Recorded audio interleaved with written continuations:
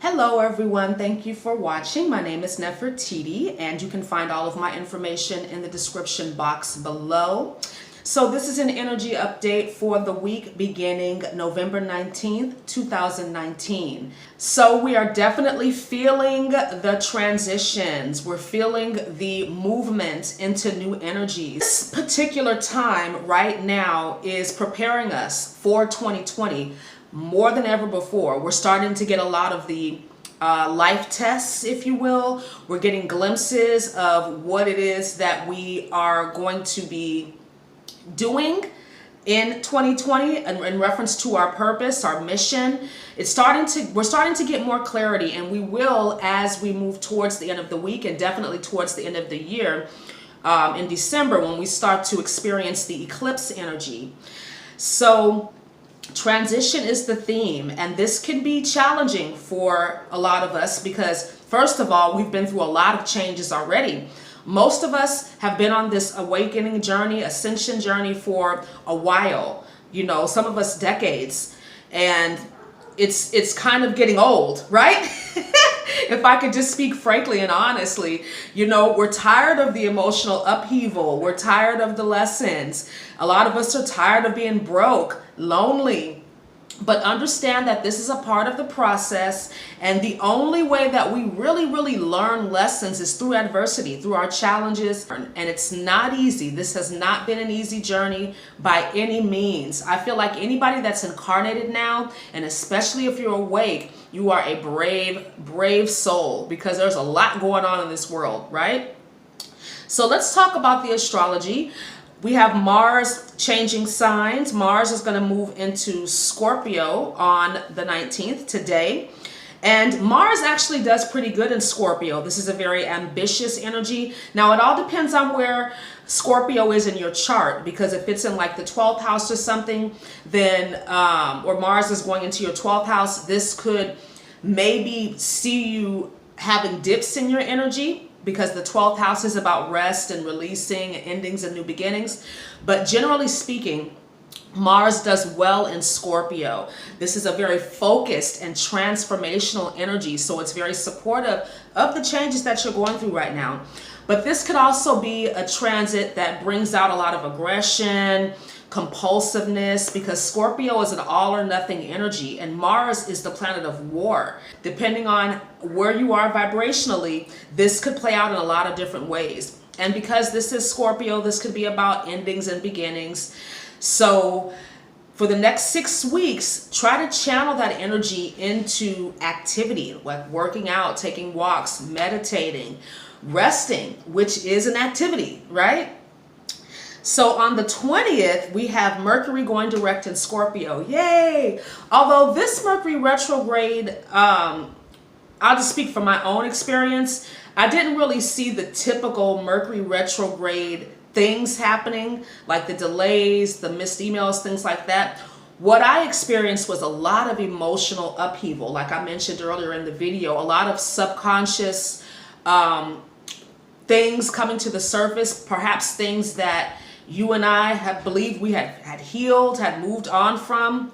So Mercury in Scorpio is about deep thinking, and this is not the best time to execute on new projects, not the best time to launch. This is a great time to do research, to put the puzzle pieces together and prepare yourself to launch. But let's wait about a week, okay? Because Mercury will be stationing on the 20th. So it's an optical illusion, because we know Mercury doesn't go backwards or forward. It's just our perspective here on Earth in the direction that he moves. But we want to wait about a week or so until Mercury kind of picks up speed. So our mental faculties, our decision making, all of that will start to slowly come back online as we conclude November. Now on the 21st, 22nd, we have the sun moving out of Scorpio, out of the deep waters of Scorpio into fiery Sagittarius. And this is my favorite time of year because I am a Sagittarius. But this year, the sun is going to be joining Jupiter. So this is a very expansive energy. This is about freedom, seeing the bigger picture, faith, hope, vision, all of those wonderful things, right? But we want to be mindful of excess and overindulging. So this is the holiday season, right? We tend to overeat and drink and get lazy and overspend. So just be mindful of that. Moderation in all things, right? On the 24th, we have Venus in Sagittarius conjuncting Jupiter in Sagittarius. So as I mentioned in other videos, if you're a Sagittarius, this is a great transit for you. It'll increase your income, increase the money. This is a very indulgent energy as well. Party time, happy energy. But as Jupiter is finishing up in Sagittarius going into Capricorn, we're going to start to see those glimpses of the duties and responsibilities, the structures that we need to build in our life as we are contributing to this fifth dimensional energy. Remember, the macrocosm and the microcosm are connected. So whatever you're doing for yourself, you're ultimately doing for the collective as well. So if you're meditating, if you are doing clearing work, any type of healing work, it's benefiting us all, okay? And that was a hard thing for me to kind of understand. But remember, we're multidimensional beings and we're all one. It's the illusion that we are shedding of our separateness, of the divide, of the polarity, of the separation energy. That illusion is being dispelled, right? We are all individualized expressions of the whole. So this energy is going to be very inspiring. Like I mentioned, a very lucrative transit, and this is great for relationships of all kinds, right? Intimate relationships could get a boost with this transit. Also on the 24th, we've got Mars now in Scorpio, opposing Uranus in Taurus. So anytime there's an opposition to Uranus, it's an awakening energy, it's surprises, impulsive energy, expect the unexpected. So again, on the 24th, just be mindful of overindulgence. Oppositions always bring awareness too from outside sources. So this could be maybe us wanting more freedom, more emancipation, needing things to be different, right? Innovation is the theme. So the 24th is going to be a great day. On the 25th, we have the Sun in Sagittarius quincunxing that Uranus in Taurus. And we've got Venus moving into Capricorn. So it's, again, at a great angle to Uranus. This is, again, putting a highlight on those surprising, unexpected moments in our life, right? So just be aware of your surroundings, expect the unexpected. Mercury is still kind of coming online. So if you do have travel plans for the holidays, maybe allow yourself some extra time. Make sure that you have paper tickets if you're traveling, all of those things, right? On the 26th, we have the Sagittarius new moon, and it's exact at 7:06 a.m. Pacific Standard Time at 4 degrees. The number 4 is a foundation number, okay? So this particular new moon is enshrined to Chiron and Aries. So this is a very healing energy, a return to our authenticity, which has really been what this whole year has been about. We do not actually discover who we are. We uncover who we are. We have always been who we are, but we have to dispel the illusions, the myths, the lies, the limiting beliefs that we've picked up along the way, along this journey, and get back to who we really are and why we are here. So this is going to be a great time too, I think, for people to tap into their purpose, to know why you're here, and ask very specifically to your spirit team, what am I supposed to be doing? Why am I here? If that is something that you're still confused about. This is a very lofty energy, right? Sagittarius is a truth-seeking, optimistic energy. Now it is in a semi-square to Saturn and in conjunct to Uranus. So this is a good energy for overcoming obstacles, figuring out solutions to our problems, maybe problems that have plagued us all year. I know I have a couple of things that I've been working on, and I'm finally starting to see where I can make some adjustments, how I can get these projects off the ground. So this is great energy. Now, this new moon is opposed to Mars. So there could be some opposition from outside sources, perhaps maybe some impatience. Sagittarius is a very impatient energy. But just take your time with things, go with the flow, and know that things happen when they are supposed to, as they are supposed to. Everything is as it should be because the entire universe is as it should be. So we know that there are really no accidents in this universe. Our actions, our path is divinely inspired, and we just need to get on that. Now, the destination, if you will, if we're going to talk about it in linear terms, to our purpose, ascension, enlightenment, whatever it is, the end goal, if there is one, always remains the same. But the path that we take to get there can vary because we've got lessons to learn. We have lessons to teach. We live in a universe of free will, so we can do whatever we want, right? Oftentimes we'll pray, we'll ask for guidance, we'll get the answer, but we don't trust the process. We see that end goal, but we don't trust the process. We're only going to get one step at a time. We only get one day at a time, 1 minute at a time, 1 second at a time.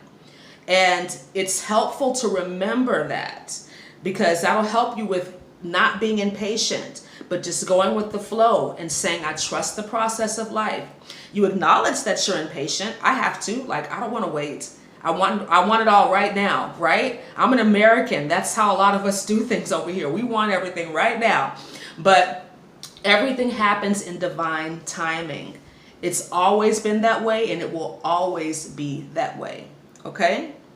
So this new moon is overall a great energy for more emotional detox and clearing.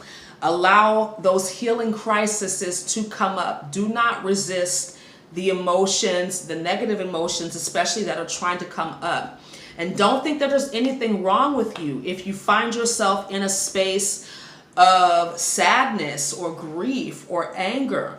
These are all a part of the human experience. There's nothing wrong with these emotions. We've attached negativity to them. Yes, they are denser emotions, and I will assert that if you're feeling these feels, that you can't manifest from these things. It's hard to manifest when you're angry. It's hard to manifest when you're grieving. It's hard to manifest when you're sad. But they are a part of the human experience. So the more you allow these things to come up without resistance, without judgment or labeling, just allow them to come up, witness them, allow them, and release them, right? So great week, I believe, but it is a very transitional time. So be gentle and kind and patient with yourself. Be patient with other people. Spend some time in contemplation, meditation, talking to your spirit team. What do I need to know? How can I prepare for the energy that's coming? How can I heal? What is the best modality, the best route, the best path for me to take to healing? Okay? So great energy. So let's move on to the crystal. And the crystal, the gemstone that came up was peridot. And I think this came up in another video too. But this is a transformation stone. It's going to reduce stress, anger, and guilt. And what I like to do is use the peridot stone along with the 396 Hertz meditation that I actually put in my community tab, so you can go check that out. But this will really bring things up consciously to your awareness so that you can work through them and release them, as opposed to what I call spontaneous emotional release, where you get triggered by something that's really not even related to how you're feeling, but it pushes that button and all of a sudden you're crying, you're pissed off. And you know, I feel like we can, as human beings, consciously allow ourselves time for emotional release. Peridot is also good for increasing the cash flow. It enhances confidence and self-esteem, and it'll help you to adjust to life cycles. Remember, life is cyclical. From our perspective, from the 3D perspective, things seem linear, but that's a part of the big lie. Everything is cyclical. We are eternal beings. Our souls are eternal. This body that I'm in, this earth suit that I'm in will die, it will decay and go back to the earth from whence it came, but my spirit will live forever. And that's a hard concept for us to wrap our minds around, so we just need to accept it, okay? But this Paranol will also help you with smoking cessation if that's an issue for you. Emotional healing, it's great for endocrine and digestive system support. And it's going to resonate with the solar plexus and heart chakras. All right. So let's move on to the Oracle card. And I'm going to continue to use this deck as long as I am guided to. So let's go ahead and shuffle the cards and see what God got us. Our angels, teachers, guides, our spirit team. What is the message? Ooh. Here it is. The Knight card. Being brave and honest. Now, this particular card often comes up for me when I'm doing my own personal card readings. When me or the person I'm reading for is being challenged in their truths. Right? So we have our standards, our truths, our morals, our values, whatever you want to call this, the set of rules, if you will, your code of conduct. And oftentimes life will test you. Okay, is this really true for you? I'm going to present you with a situation. What are you going to do? And with the Knight card, it's about being brave and honest and standing for what you believe in, standing in your integrity, no matter how hard it is. If you look really closely at this card, he's got a tear going down his eye. And knights in the past were the protectors of the Holy Grail. So this is, to me, speaking again to that authenticity. Who are you? And how are you going to show up in the world? Authenticity does require that you have boundaries. Sometimes the boundaries that you create in your life will piss people off, but that's not your problem. That's their problem. You have to do what you need to do to protect your energy, right? We are all aware by now that our energy as human beings, as sentient human beings, is highly coveted by these negative entities. Now, we're reaching that point, that tipping point of 51% of people being awakened.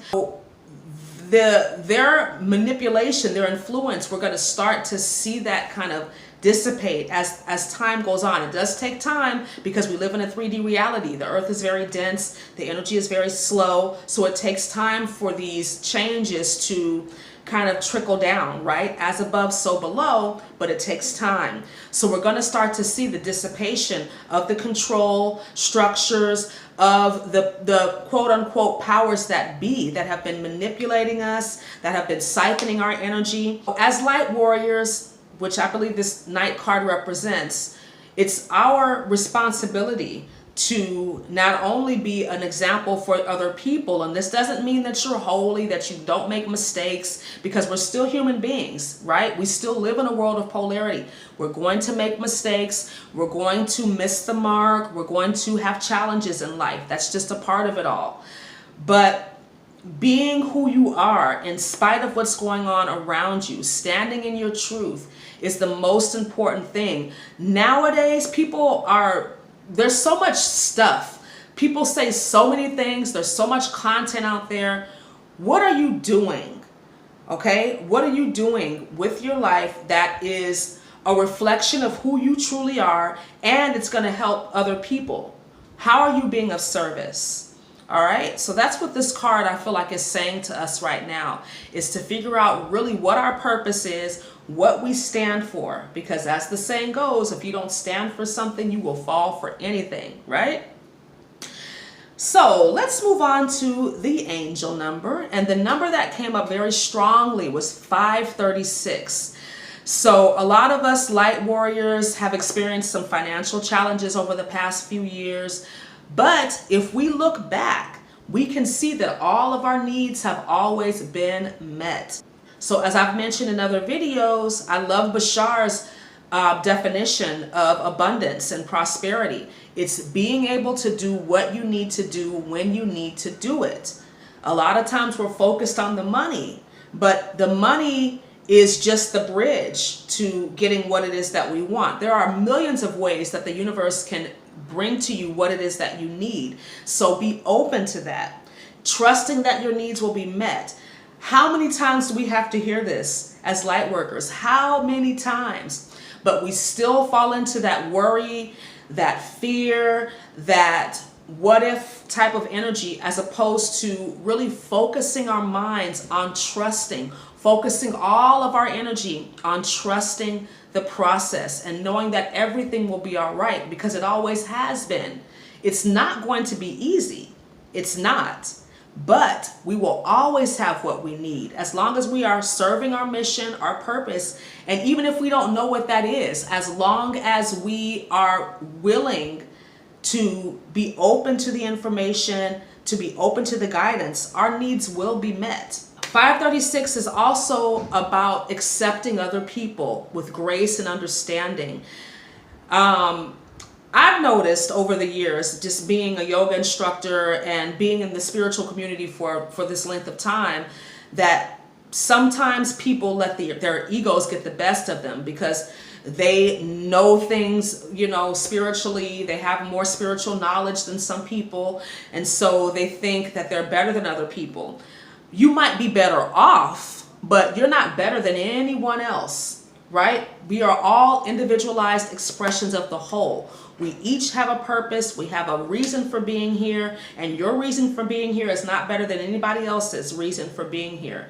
Now, you may be further along as far as your understanding and awareness of spiritual information, but that doesn't make you better than anybody else. So I look at 536 as a number of non-judgment, accepting other people where they are with grace and understanding. That doesn't mean that you allow people to mistreat you. And if there's people that are just not serving you in a positive way, then you do need to release them. So know that your spirit team is here to support you as well, and ask for the guidance. It doesn't matter if you're good or bad or right or wrong. Remember, these are all polarity concepts, okay? You are loved unconditionally. Unconditionally. So you ask for the help and you will receive it. All right? So thank you so much for watching. I hope this video was helpful for you. I'm going to be having more content coming out, but I'm just waiting, trusting on the guidance as to when to release this content. But please stay tuned, and I will definitely be posting in the community tab as I get those little short channels during my meditation. All right? So have a wonderful week. Thank you for watching. Namaste.